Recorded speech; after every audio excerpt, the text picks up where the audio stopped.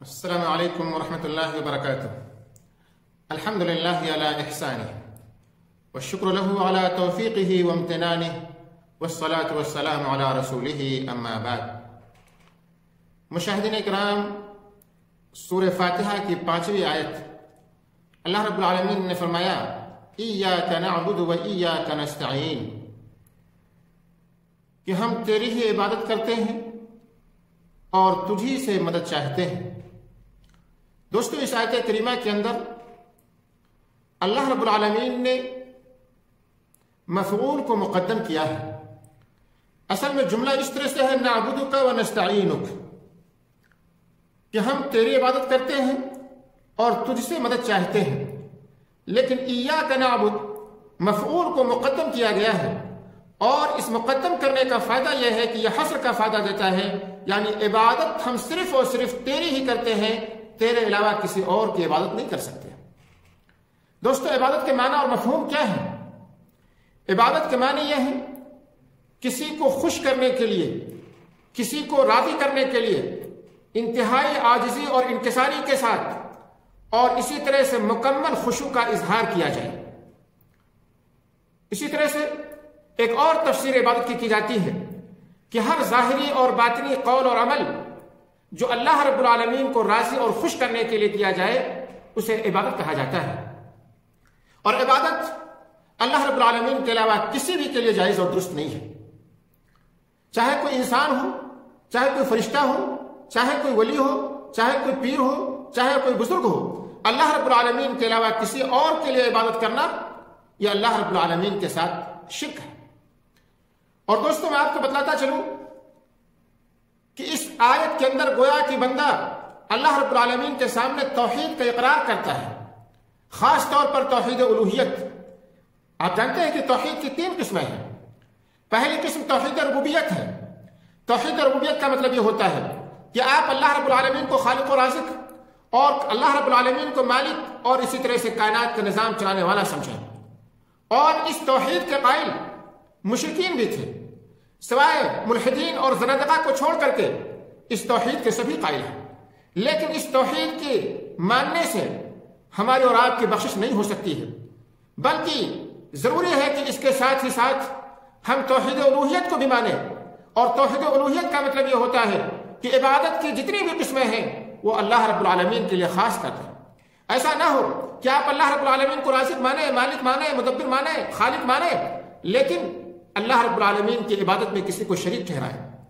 اور عبادت صرف نماز، روزہ، حج، زکوٰۃ کا نام نہیں ہے، بلکہ نماز کے علاوہ، روزے کے علاوہ خوف، یعنی اللہ رب العالمین کے علاوہ کسی اور سے ما فوق الاسباب طریقے سے ڈرنا، یا اسی طرح سے اللہ رب العالمین کے علاوہ کسی اور سے لو لگانا، کسی اور پر بھروسہ کرنا، کسی اور کے لیے نظر و نیاز ماننا، کسی کو پکارنا، کسی سے فریاد کرنا، یہ ساری کی ساری چیزیں عبادت میں شامل ہیں۔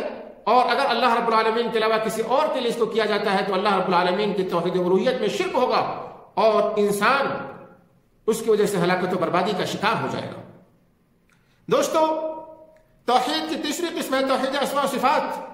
توحید اسماء و صفات کا مطلب یہ ہے کہ قرآن و حدیث کے اندر اللہ رب العالمین کے جو نام بیان کیے گئے ہیں، اللہ رب العالمین کی جو صفتیں بیان کی گئی ہیں، آپ اس طرح کی صفت کسی بھی انسان کے اندر، کسی بھی ولی کے اندر، کسی بھی پیر اور بزرگ کے اندر نہ رکھیں۔ مثال کے طور پر اللہ رب العالمین ہر ایک کی باتوں کو، ہر ایک کی فریاد کو دور اور نزدیک سے سننے پر قادر ہے، اور اسی طرح سے ہر ایک کی ضرورتوں کو بھی پوری بھی کر سکتا ہے۔ اب اگر آپ کسی انسان کے بارے میں اس طرح کا عقیدہ رکھیں کہ وہ بھی دور اور نزدیک سے ہماری باتیں سن سکتا ہے ما فوق الاسباب طریقے سے، تو یہ اللہ رب العالمین کے اسماء اور صفات میں شرک ہوگا۔ اللہ رب العالمین عالم الغیب ہے۔ اب علم غیب کی جو صفت اللہ رب العالمین کے لیے خاص ہے، کسی انسان کے بارے میں اس طرح کا عقیدہ رکھیں تو جان لیں کہ اللہ رب العالمین کے توحید اسماء اور صفات میں آپ شرک کر رہے ہیں۔ اور ایاک نعبد و ایاک نستعین کے اندر گویا کہ بندہ اللہ رب العالمین کے سامنے توحید کا اقرار کرتا ہے، شرک سے برات کا اظہار کرتا ہے۔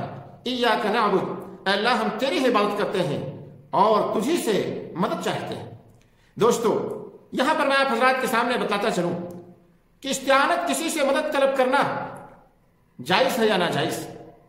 دیکھیں، کچھ لوگ عوام کو گمراہ کرنے کے لیے یہ کہتے ہیں کہ دیکھو اگر آپ بیمار ہو جاتے ہیں تو ڈاکٹر کے پاس جاتے ہیں اور وہ آپ کے لیے دوا لکھتا ہے تو گویا کہ آپ نے ڈاکٹر سے مدد طلب کی. یا اسی طرح سے آپ بسا اوقات اپنے بال بچوں سے مدد چاہتے ہیں, آپ اپنے ڈرائیور سے مدد چاہتے ہیں, آپ اپنے خادم سے کسی چیز کی مدد طلب کرتے ہیں. دوستو یہ وہ مدد ہے جو شریعت نے اجازت دی ہے اور اس طرح کی مدد طلب کرنا جائز اور درست ہے. یہاں تک کہ انبیاء کرام بھی انسانوں سے اس طرح کی مدد طلب کیا کرتے تھے. عیسیٰ علیہ السلام کے بارے میں اللہ تعالیٰ نے ارشاد فرمایا کہ من انصاری الی اللہ, کہ عیسیٰ ابن مریم نے کہا تھا کہ اللہ کے دین کے لیے کون میرا مددگار ہے. اللہ رب العالمین نے فرمایا وتعاونوا علی البر والتقوی, نیکی اور تقوی کے کاموں پر ایک دوسرے کی مدد کیا کرو. جو استعانت اور مدد شرک ہے, جو ناجائز ہے, وہ یہ کہ آپ ظاہری اعتبار سے جو آدمی مدد نہ کر سکتا ہو اس آدمی کو آپ مدد کے لیے پکاریں.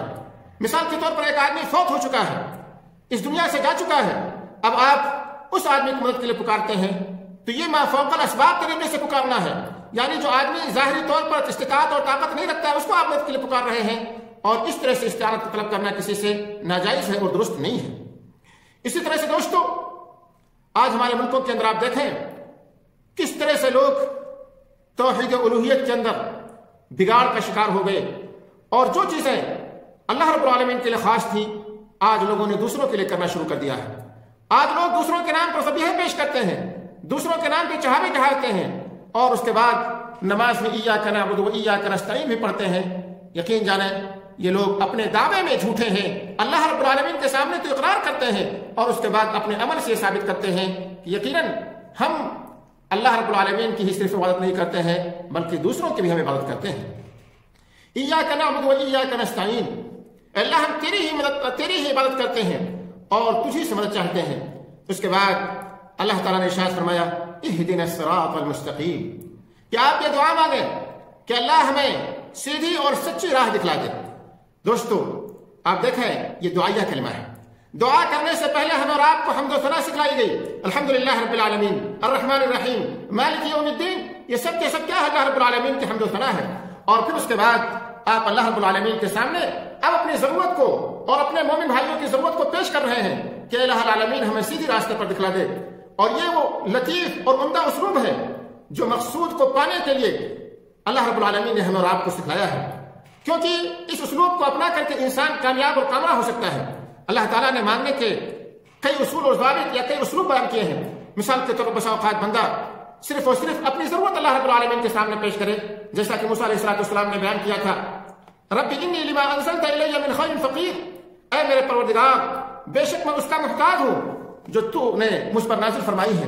اسی طرح سے بسا اوقات کبھی سائل اپنی حاجت و ضرورت بیان کرنے سے پہلے اللہ تعالیٰ کی صفت بیان کرتا ہے, جیسے کہ یونس علیہ السلام نے بیان کی تھی لا الہ الا انت سبحانک انی کنت من الظالمین. دوستو ہدایت کے معنی کیا ہوتے ہیں؟ ہدایت کے معنی ہوتے ہیں ارشاد کے, ہدایت کے معنی ہوتے ہیں توفیق کے, یعنی گویا کہ سیدھے راستے کی طرف ہدایت دینے والا, سیدھے راستے کی طرف رہنمائی کرنے والا اللہ العالمین تو ہی ہے. تو ہمیں سیدھے راستے کی رہنمائی دے دے, ہمیں تو سیدھے راستے کی طرف توفیق عطا فرما. صراط مستقیم سے کیا مراد ہے؟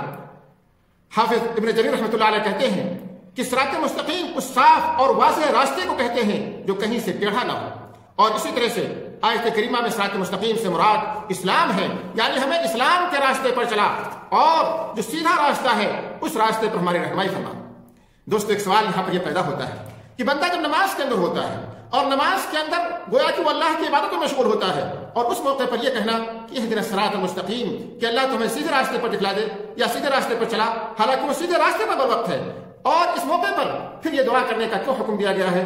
دوستو اس لیے دیا گیا ہے تاکہ بندہ یہ محسوس کرے کہ ہر لمحہ اور ہر گھڑی اللہ رب العالمین کی اس کو ضرورت ہے, اور اللہ سے یہ دعا کرے کہ اللہ تعالیٰ اسے ہمیشہ اس پر ثابت قدم رکھے, اسے بصیرت سے نوازے, اور اسی طرح سے اللہ تعالیٰ اپنی ہدایت کو اس کے لیے جاری اور ساری رکھے, کیونکہ انسان اپنے لیے کسی نفع و نقصان کا مالک نہیں ہے.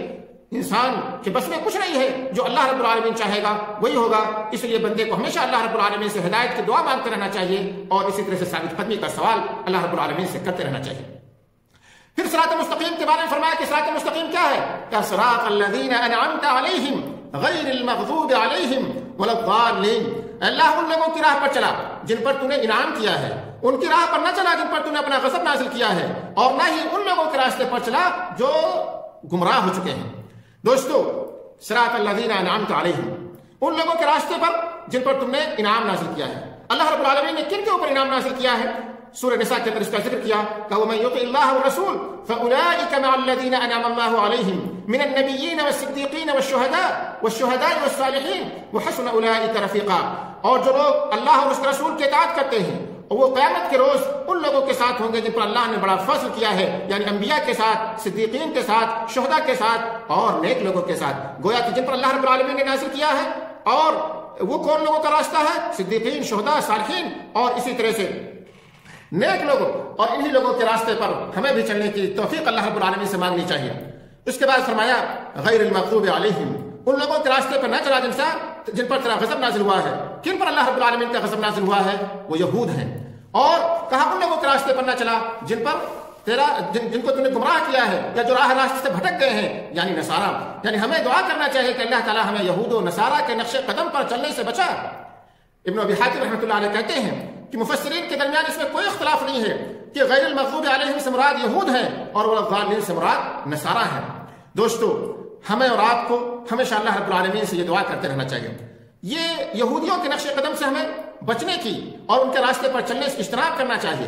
یہودی حق بات کو جانتے تھے لیکن حق بات کو جاننے کے باوجود اس پر عمل نہیں کرتے تھے، اور نصارہ جو حق بات جانتے بھی نہیں تھے اور گمراہی کا شکار تھے اور اسی طرح سے جہالت اور بصیرت ان کے اندر موجود نہیں تھی۔ اللہ رب العالمین نے دونوں کے راستوں سے بچنے کی ہمیں تلقین کی ہے کہ ان دونوں کے راستوں کو نہ اپناؤ۔ آج بڑے افسوس کے ساتھ کہنا پڑتا ہے کہ بعض مسلمان ان دونوں کے نقش قدم پر چلنے کو تمدن اور اسی طرح سے ترقی سمجھتے ہیں، حالانکہ ان دونوں کے نقش قدم پر چلنے سے ہمیں منع کیا گیا ہے۔ اور اس کے بعد دوستو، جب ہم یہ سورت پڑھ لیں تو اس سورت کے پڑھنے کے بعد آمین کہنا چاہیے، کیونکہ نبی اکرم صلی اللہ علیہ وسلم کی بہت ساری حدیثیں اس تعلق سے مروی ہیں کہ اس سے پتہ چلتا ہے کہ جو شخص سورہ فاتحہ پڑھے اس کے لیے مستحب یہ ہے کہ اس کے بعد آمین کہے، جیسا کہ امام ابو داؤد، امام ترمذی نے وائل بن حجر رضی اللہ تعالیٰ عنہ سے روایت کیا ہے۔ وائل بن حجر رضی اللہ تعالیٰ عنہ بیان فرماتے ہیں کہ میں نے سنا کہ نبی اکرم صلی اللہ علیہ وسلم نے پڑھا غیر المغضوب علیہم ولا الضالین، تو کہا آمین، اور آمین کہتے ہوئے اپنی آواز کو آپ نے دراز کیا۔ اسی طرح سے حضرت علی رضی اللہ تعالیٰ عنہ اور حضرت ابو ہریرہ رضی اللہ تعالیٰ عنہ کئی صحابہ کرام سے مروی ہے۔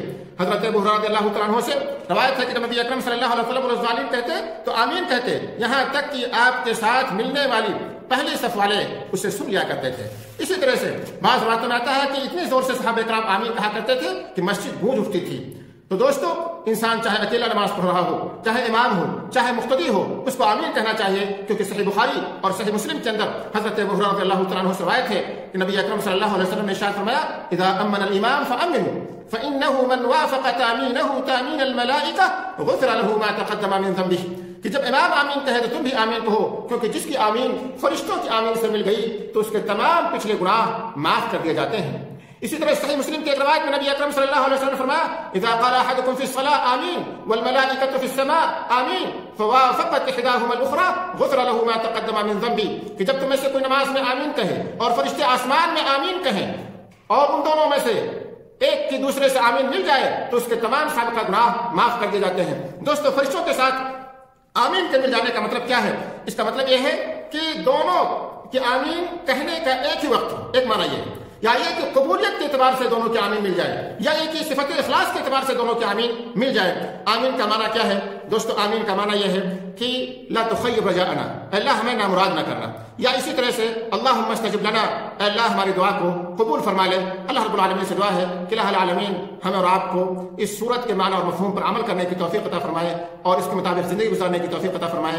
آمین۔ وآخر دعوانا ان الحمد للہ رب العالمین۔